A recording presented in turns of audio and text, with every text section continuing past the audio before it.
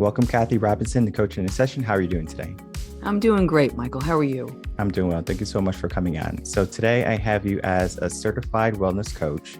You're the founder of Athena Wellness, and you're also the author of Athena Principles, the book for simple wellness practices for overworked professionals. You have done so many wonderful things for the world, but in your own words, can you please elaborate what you do and how you help? Yeah, absolutely. So as you mentioned, I'm the founder of Athena Wellness. And this is a company that helps professionals as they ascend the corporate ladder, keeps them well. And also when the time is right and they decide to descend the corporate ladder, which is happening at all phases of people's careers now. It's not just when people turn 65.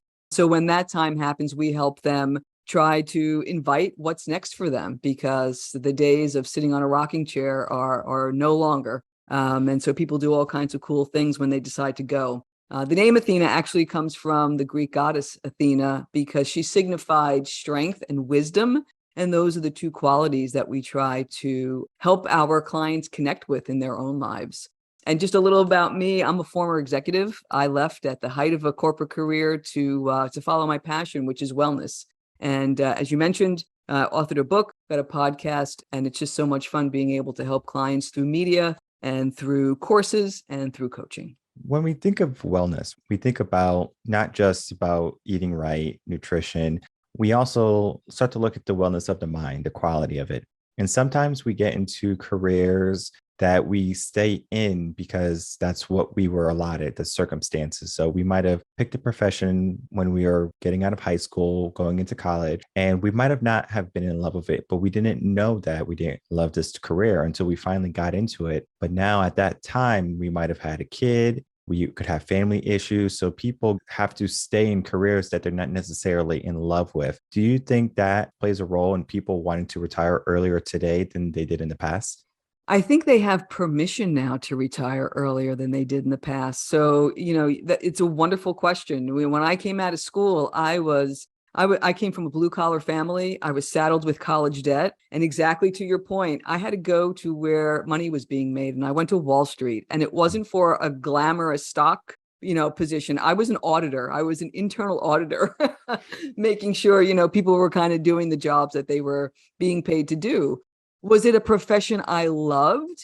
It wasn't passionate, but it paid the bills and it treated me well for 33 years. But with that, exactly to your point, there is a price that we pay. There's a handoff, if you will, that you don't even realize once you're on that treadmill. And then as you mentioned, there are more responsibilities that come in. And then suddenly you're in this position and it feels like there's no way out. And yes, it does take a toll on health. In fact, I can think of 3 turning points in my wellness turning points in my life, and they were all related to wellness. The first was just not taking good care of myself, which I know a lot of your listeners can kind of relate to. The second one was more of that mental space of being completely burned out after 18 years on Wall Street and having to do something else. That was a wellness turning point. And then once your body, your mind and your body kind of are more in sync and aligned, then you can go deeper. And that third one had to do more with, it was more spiritual. It was more about purpose. It was more about now that I felt better, what is it that I really wanted to do? And these things don't happen overnight. They all take time, but it's an evolution, and that's an optimized wellness evolution. It's not just something that happens overnight. Yeah. And when we have someone, maybe they go into coaching early. So we say they start coaching as soon as they go into their career. So they could be 22, 23, around that age. And even though we might be able to mitigate some of that wellness damage that could happen from their career, from burnout, they are still going to have some type of hardships later on because wisdom is the act of understanding, but then having some predetermined knowledge too. So we can read a bunch of books and then we can have a good sense of knowledge on it, but it is not until we apply it into our own life. And then we can kind of say, well, that is what makes sense for me. They can look at their parents, they can look at friends, families, and look at their careers, look at their lives, and they can kind of make adjustments and they can say, well, they have this life, so I'm going after that life. And then we kind of go into the realm of they're going to do anything they can to get to that life. So they'll work a 9 to 5, but then that 9 to 5 is not a 9 to 5. It's actually 9 to 10. So they come home with work They spend as much time as they can with the family, but eventually that burnout slowly begins to creep in where they just get to a point where they're totally done. And I know for me, when it gets to that point of burnout, it's so difficult to recover. What are some ways that you can help people mitigate burnout or to kind of show them the ways of burnout so they don't have to dive headfirst with that unknowingness of what burnout is? Yeah. And, you said so many beautiful things there. That first piece about this sense of, I think what you were trying to get at was this embodied wisdom, right? So it's one thing to have knowledge, but it's another thing when you take that knowledge and you try it, and it's from experience that you learn what works for you.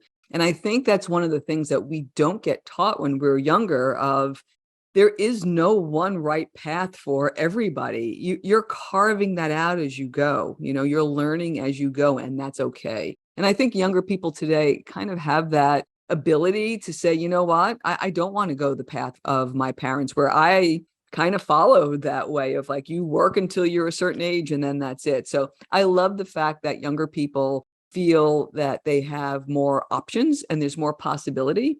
So I think that's wonderful. That said, that doesn't mean that they're not on the treadmill still, right? And burnout is really sneaky. Like, I really didn't realize that I was burnt out. I mean, I knew I was tired and I knew I was kind of pushing my boundaries, but I really didn't know how burnt out I was until I was able to get away on a vacation and listen to what was going on inside, which was like, hey, you've got to do something different here. Because burnout can start feeling like being disengaged or feeling frustrated. Like, it's really subtle until it builds and builds and builds. And then suddenly it's just like, you can go into collapse.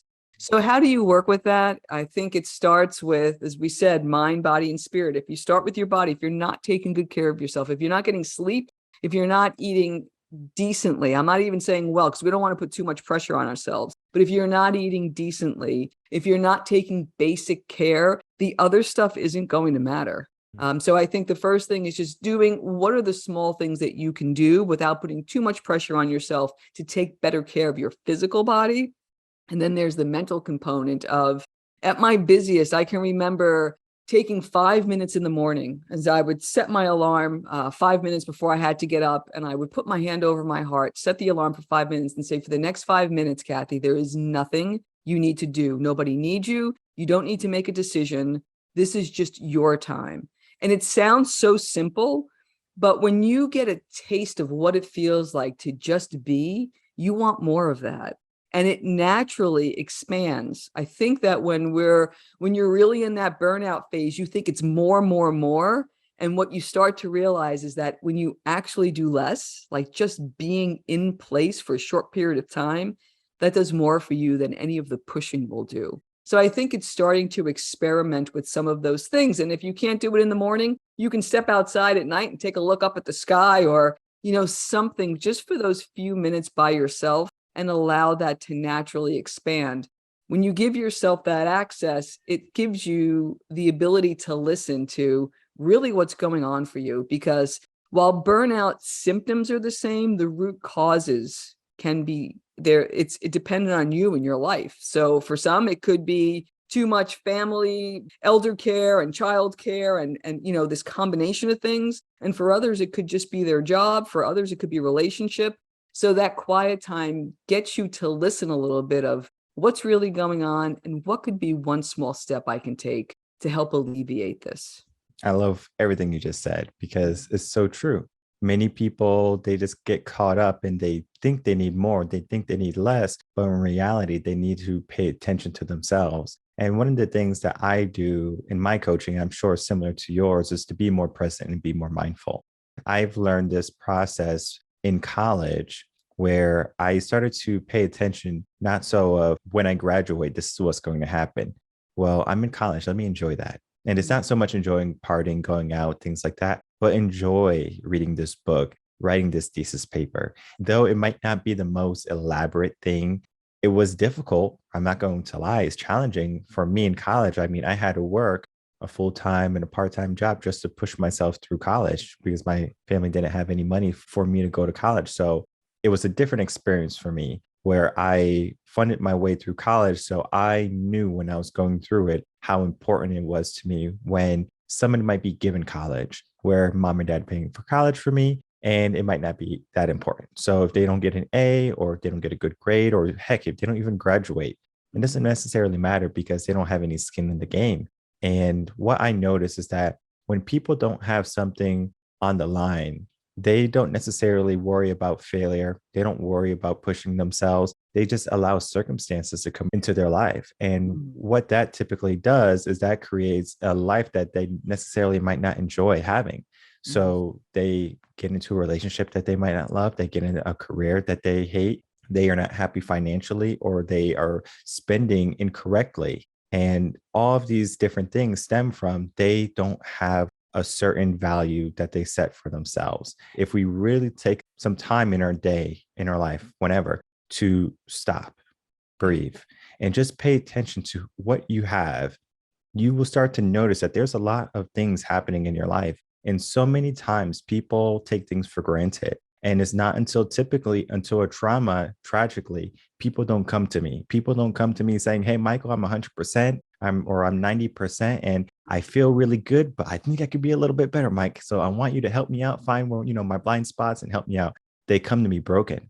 Sure. And they come to me when they're at the brink of collapse, and I have to try to fix their life before everything topples over. It's difficult because sometimes we have to start fresh. We have to get rid of everything because it's just decayed. Like if we look at dentistry work, sometimes you can save a tooth, sometimes you can't. And sometimes if a person has been prolonging their self betterment and wellness, after a while, it's difficult to save what they had. And then we have to start to realize, okay, well, what do we really want? And then we start fresh. And sometimes starting from that rock bottom can be very difficult for people because it's scary, it's uncertain. And a lot of people don't like change. So people will allow their current life to take over, even if they don't have the life that they want, their desired life, abundance, all that, because of change. And the brain understands how much energy is required for change. And it's going to do everything in its power not to change. Getting into that way of thinking, we have to be more mindful. We have to be more present so we can figure out where we are and then where we truly want to be later in life.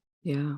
And I love what you say about presence, because I think this is something that we all learned with the pandemic, right? Nobody, no matter what your plans were in 2019, I know that was the year that I retired. There was no way that I could have planned for what we all experienced these last couple of years. And that in itself was an amazing lesson in presence, because who knows, all the old was swept away in a moment, almost overnight.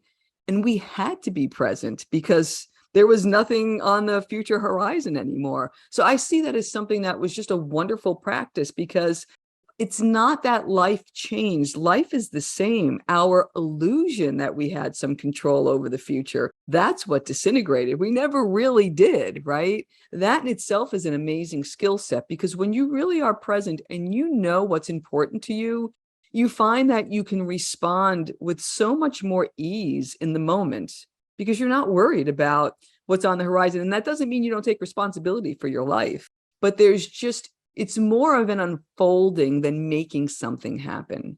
And I think that in itself is a skill set that that we're all, if we can learn that skill set, it does make a big difference in our day to day and also in our relationships, because, presence, as you mentioned, people can feel that. When you're really looking in somebody's eyes and you're really listening and paying attention, there's a response, there's an energetic response that people give you. And I've found that that's something that's been very helpful, not only in the work that I do, but in personal relationships as well. Paying attention to people, you can really tell. It was interesting. My wife had her birthday a couple months ago. And what I noticed when we had company over, I wanted to do a little test with her friends. And the test was eye contact. So I would make eye contact, I wouldn't make eye contact, and they would mimic it. So it's kind of like, oh, he's not really paying attention. And then, oh, he's paying attention. Let me pay attention. So people subconsciously know when to pay attention. Yeah. And I know it can be difficult to pay attention, especially when things might not uh, maybe be pertinent to you. So, like the person might not like me. So they're like, I don't want to hang around this person. And then they kind of just sort of waiting for the day to be over or the event to be over.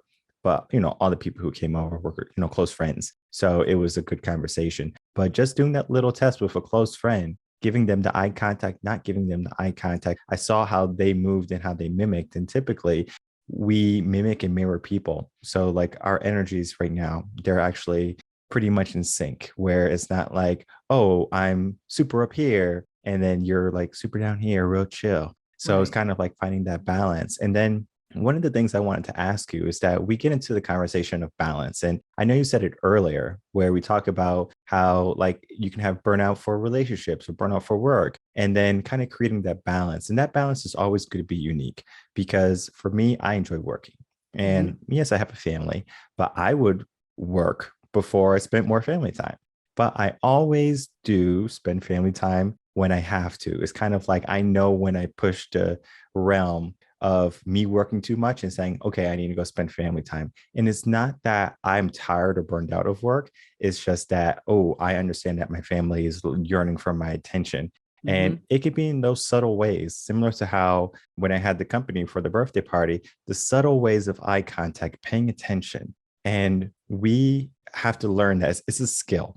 Hmm. Everyone can learn how to pay attention. It's just that so many people have learned how not to pay attention, to only pay attention to what their needs are and not necessarily pay attention to what other people's needs are. And this is emotional intelligence 101.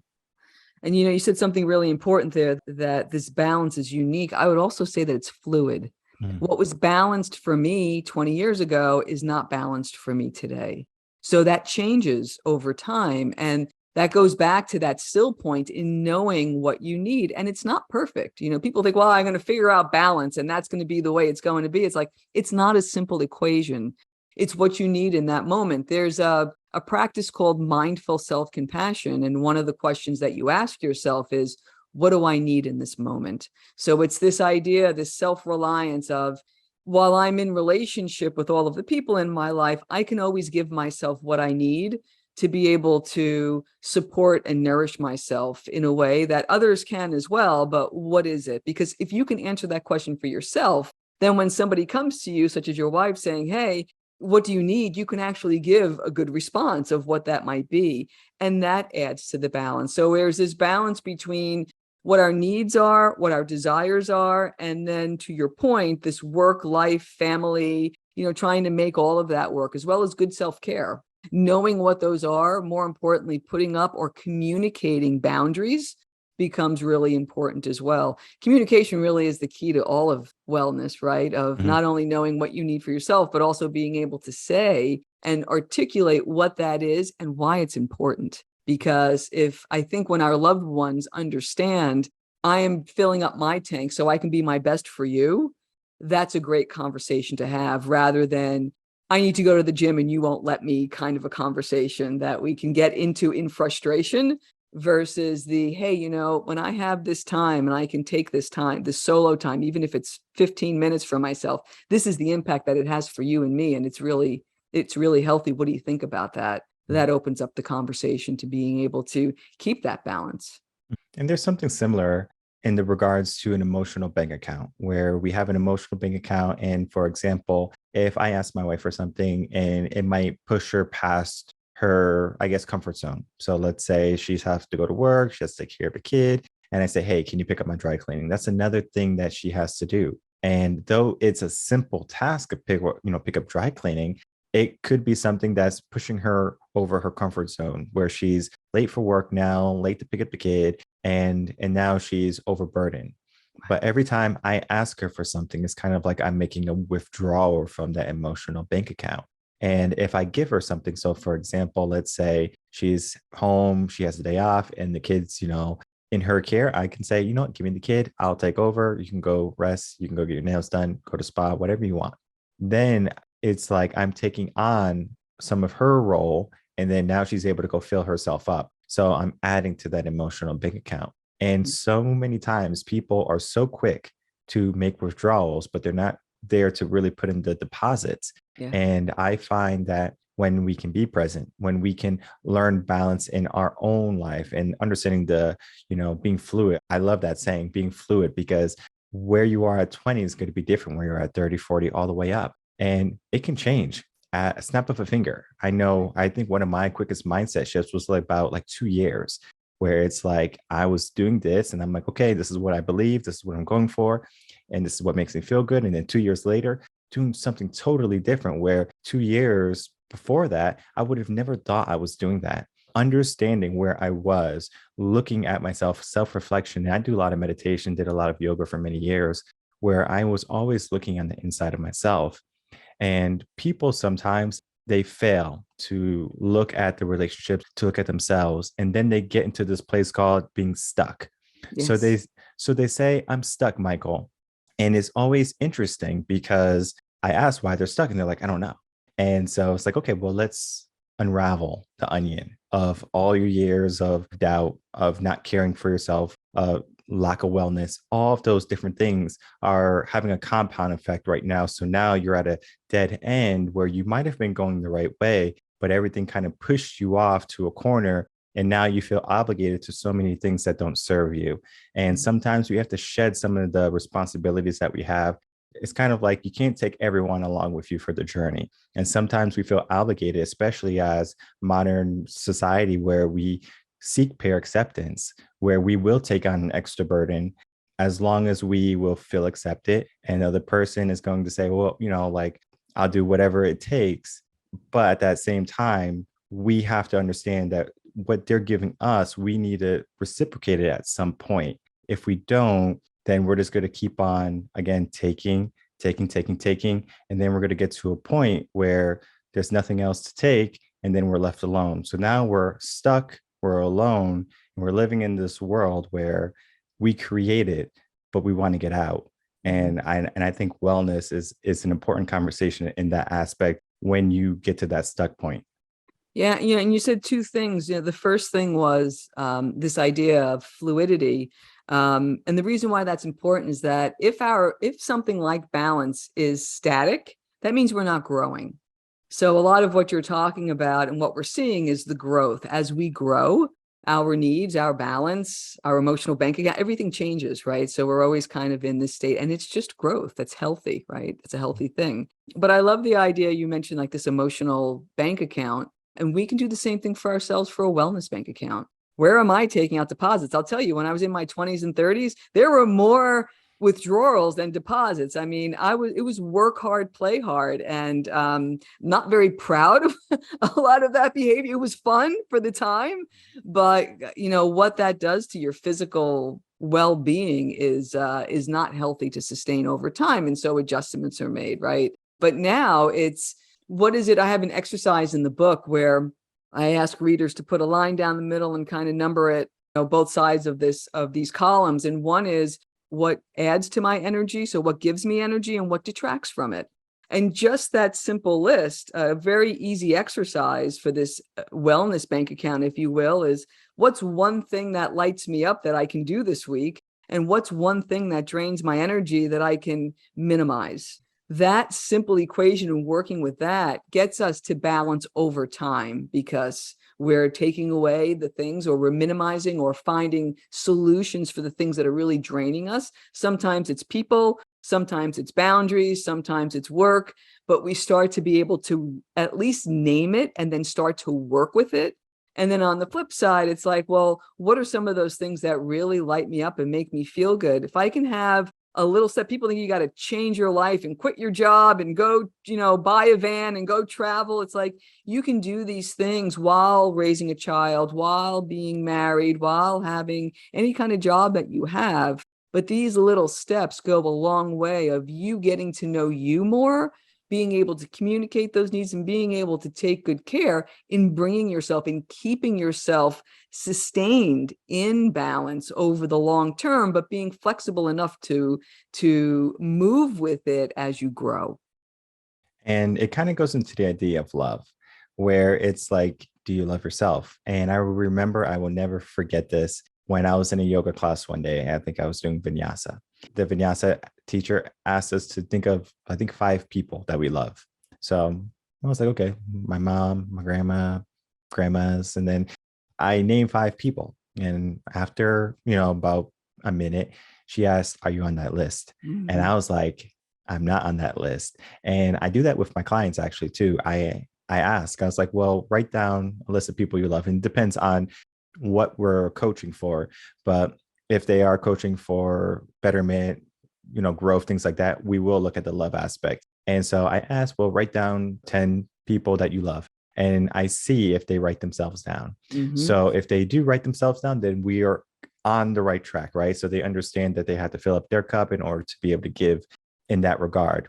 But the thing about love is that many people are not trained to love themselves. They are trained to love other people. And that's why we have this maybe Americanized way of thinking that a marriage is going to make you happy. My partner is going to make me happy. It's not I'm making me happy. So we love ourselves, and then we can spread that love, and whoever's around us can also embellish our love and our happiness rather than, okay, this is the source of my love. This is the source of my happiness.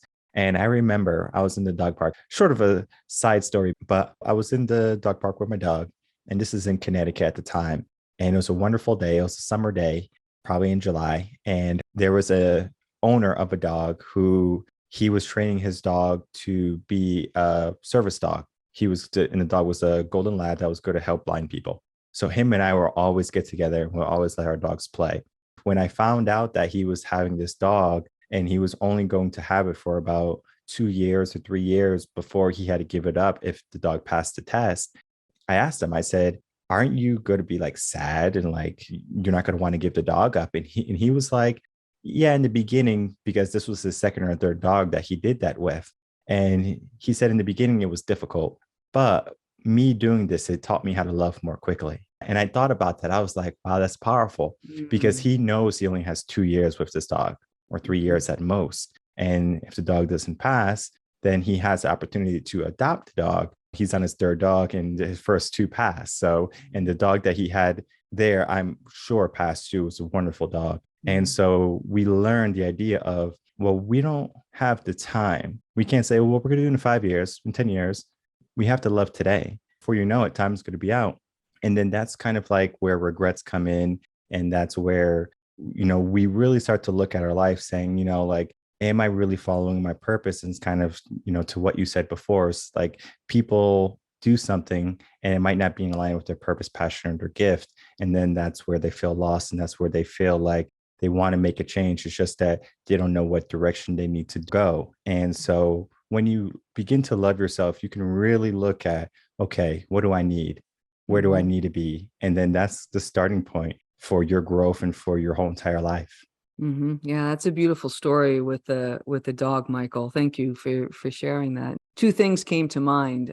One was I was in a class a number of years ago, this mindful self-compassion class. And one of the exercises that they did really brought tears to my eyes because we were asked to think about something that was a difficult situation that we were in. And at the time, my mom was still alive. We were doing some elder care with her, and it was just a lot, but career and all of these things happening. And we got to do a meditation that they kind of walked us through. And one of the things was to recognize just what we're pouring into these situations. So to recognize yourself of like, to hear yourself saying, you're doing a good job. This must really be hard for you. What you would expect a good friend to say to you, saying that just to yourself. We were all sitting in a circle quiet, but just hearing those words in my voice, in my head, we never say things like that to ourselves. Like, wow, that must be really hard for you. Like you're giving it your all. Like you're really doing a good job. So something that simple can really go a long way to fostering this self-love, because for a lot of people, that's a really big step. It's really hard to jump to like not knowing what that is to being like, oh, I love myself. Like that's a long journey in itself. And what's interesting, there are 5 principles in the Athena principles. And the very first one is self-compassion, because the reason why I made it number 1 is because it's the one that I came to last. I was type A, pushing myself, getting things done. Self-love was like, it was a nice to have. And it's not that I loathed myself. I didn't, but it wasn't a priority to say, you know what, I really need to make room to do this. And so I put it number 1 on the list because all it really means is giving yourself the support to be more gentle with yourself and more allowing for the human things that we all do. Like none of us are perfect. So how might we be able to accept that and allow that and celebrate what it is that we do, and be able to remind ourselves that every once in a while it's okay to say, you know what, that must be really hard and you're doing a great job. Like give that to yourself. That in itself is an amazing gift. And when you're in a dark place in your life, no one is going to truly understand how you feel. They might have some experience along with the lines, but just because they have that experience doesn't mean that they are going to feel exactly how you feel, because it can hit different to you. And I remember when I was down and out, and I didn't want to go to work. I was a teacher at the time, and I just went to the library looking for the answers. And I was reading book after book after book, not going to work. I'm just literally trying to find the answers in a book. So I went to the personal development area in the library. It was in the basement. And I just spent 8, 9 hours there every day, Monday through Friday, until I finally found my answer. And it was through a book. That book was the 10 Things to Do When Your Life Falls Apart. Sure, many of the things that you talk about in your book are going to be present. But even if I recommend that book to someone when they're down and out, they don't have all the books that I read prior to that one book that finally was the tipping point for me. And I love to have people on who are authors who have books, and then they're able to kind of talk about their books. So, after this, I want you to kind of say your 5 principles so people can understand before they get your book that I'm going to be looking at these 5 things and really diving into change those 5 things. And I read many books about how to be happy, how to find your purpose, all these different things. And it wasn't until I finally got to this book, which it could have been, I read that book first and that book never changed my life. And then it could have been the final book, if your book was out at that time and I finally read the Athena Principles, that book could have changed my life. So the books that we read have a compound effect where if you read Kathy's book, you're going to be able to get to a certain level. And then if you read another person's book, you get to a higher level, and then you can finally find your answers. And I call that finding nuggets of gold in the reading, because you find a little bit of gold. And if you are familiar with gold in the process, it's a very arduous process where you have to shift and you find a little bit of gold, and then they have to melt it down, and then they finally get enough, and then they have a nugget of gold. So it's a process, and the healing process can take some time. And then finding the answers can take some time. Working with a coach helps take away some of that time and alleviate some of that searching process, because typically coaches have read hundreds of books already. So we have so much knowledge that we can apply different methods, and then we can see what's going to work best for you. So if I'm working with someone and I see that what I'm doing has some type of effect, but we're maybe operating 60% efficiency, I might make some modifications and then get closer to 80, 90%. So what I was doing with them is effective, but it's not as effective as I would like it to be. So, me knowing all these methods, all these different principles from my studies and from wisdom, I'm able to help people get out of that hump where I was, that deep depression. And it's difficult. It's a process. And I'm not saying it's easy, because it wasn't easy for me, but I did it by myself. And I always encourage people, you don't have to go by yourself. Always find yourself a coach to go along with you on that journey to getting to your better self. So I know you wanted to say some things, but then I still want you to talk about your 5 principles, kind of like in succinct order. Sure.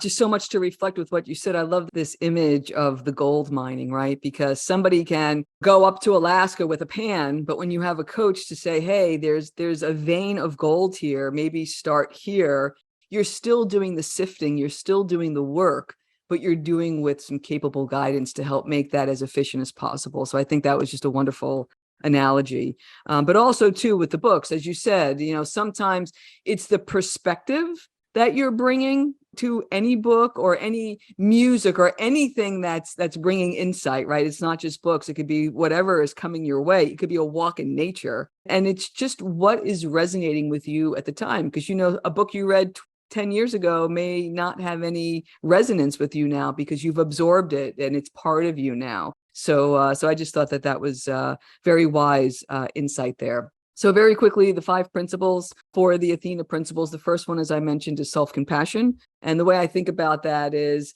in any kind of behavioral change, you always assess where you are today to where you'd like to be.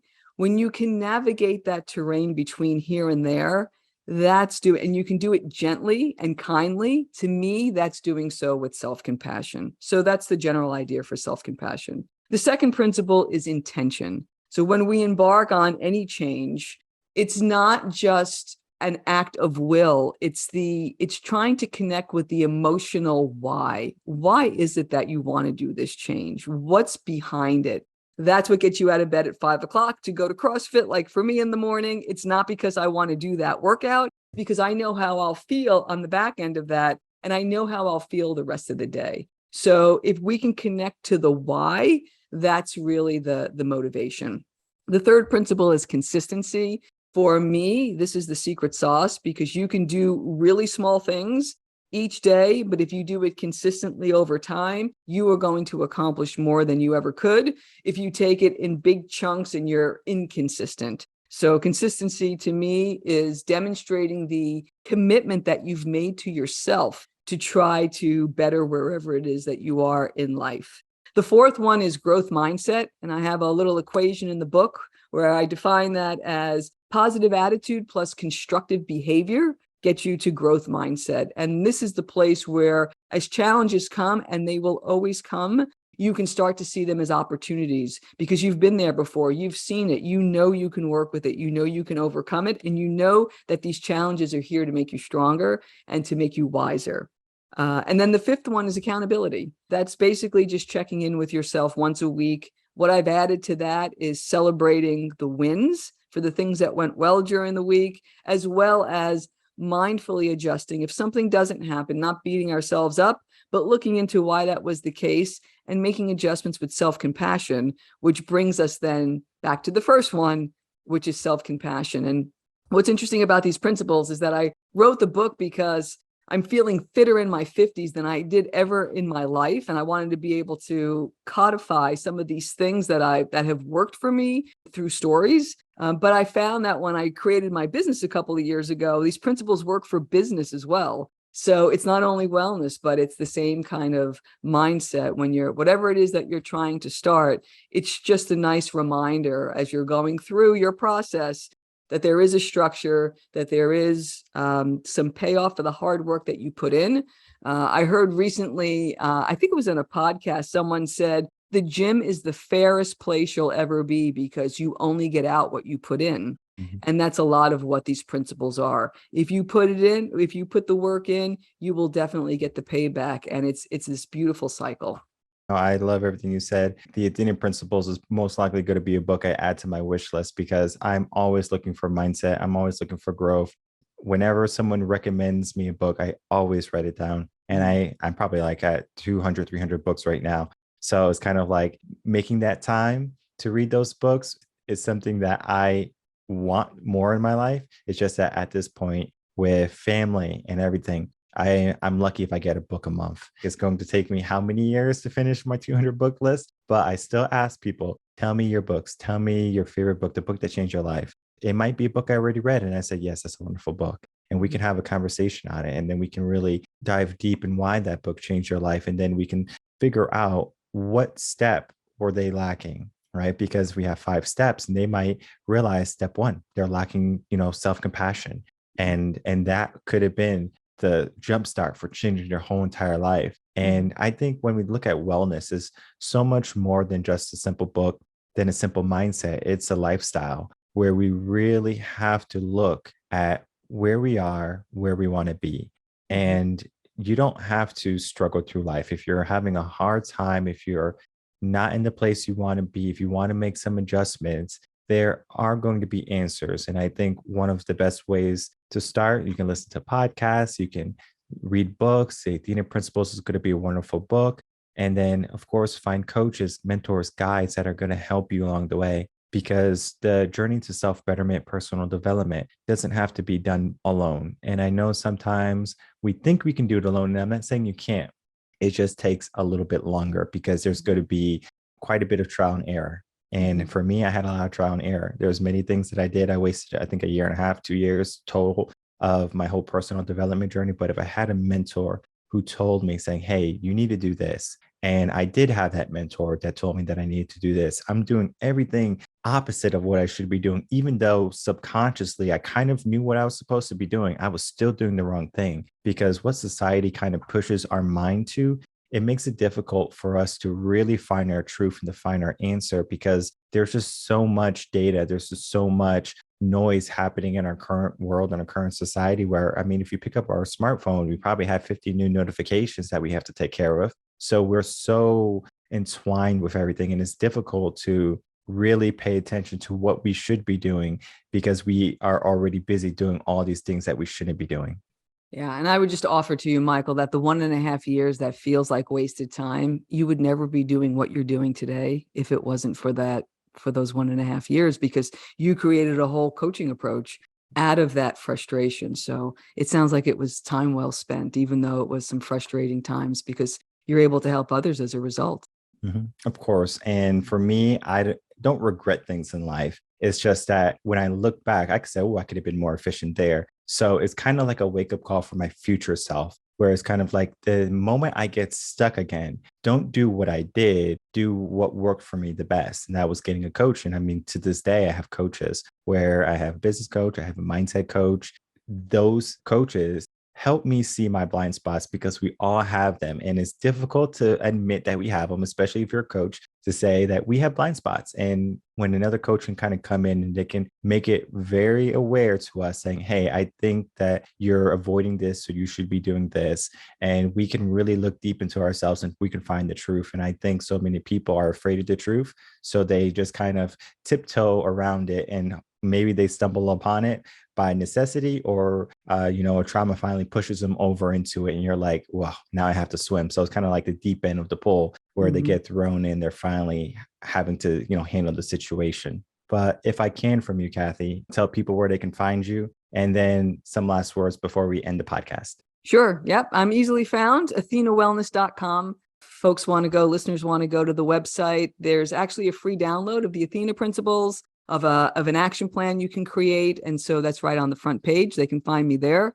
I'm also launching my first course in September. And so you can find some information on that as well. For some parting words, we've talked a lot about this sense of creating a path. And so I have a favorite quote. There's a poet named Antonio Machado, and he has said, "Traveler, there is no path. The path is made by walking. By walking, you make the path." And that's the way it is with our life journey. That's the way it is with our wellness journey. It's through experience. And so I would just invite your listeners to give themselves a little bit of a break, to just be focused on whatever that next step might be, and to just keep a mindset of curiosity and discovery and exploration. I think that makes for, as you mentioned before, presence and being able to enjoy exactly where we are now. And also to remember that the whole point in being well and taking good care of ourselves is so that we can do the things that we love to do with the people we love. And so to keep that in mind as well, that there isn't an end goal of being the most well. It's about being able to feel good so we can enjoy life. And that's what I wish for you. That's what I wish for your listeners. Perfect. Wonderfully said. And I love everything that we spoke about. It was a wonderful conversation. I encourage everyone to check out Kathy on her website. You can download the free copy of the Athena Principles and the work guide that she has already instructed us to do so. It will be in the description box below for you to easily find. I also encourage you to get a hard copy of her book so you can have it on the bookshelf, or if someone comes over and they're having a hard time, you can always pass it to them. I have so many books that I lend out that I never see again. So I encourage you to get a few copies and then to pass those out, especially if this book changes your life. Because when we're trying to figure out what is going to work for us, when we get a book that has so much wisdom, and I know Kathy has an abundance of wisdom, we are just giving ourselves a step ahead of the game, where we are equipping ourselves with this knowledge, this wisdom that we wouldn't have got otherwise if we didn't read this book. So do yourself a favor, right? Mindset is more so, okay, I'm going to put myself in a place of victory rather than I'm going to struggle through this and finally make it to the end. Because in life, there's going to be struggle, but we have to understand the difference between unnecessary struggle and then certain struggle. So some struggles are going to be needed, but then some struggles are going to be unnecessary. And I think if we can really find a book that can change our life, we're going to alleviate some of that unnecessary struggle. So I want to thank you, Kathy Robinson, for coming on Coaching in Session, a great conversation. And I love the work that you're doing. Great. And thank you. Thank you for doing what you do.